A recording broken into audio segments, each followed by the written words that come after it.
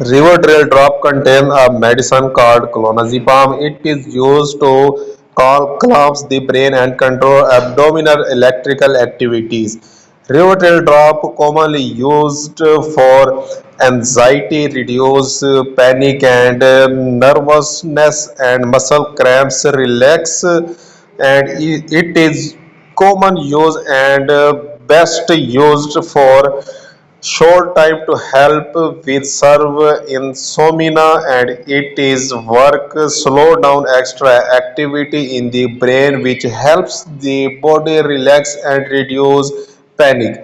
Common side effect, it's sleepiness, dizziness and confusion.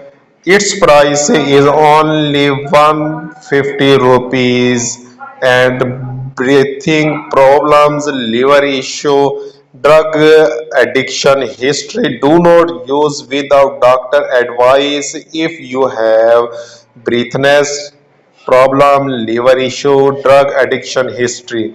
And thank you. Do not drive machine after taking it because it make you sleepy.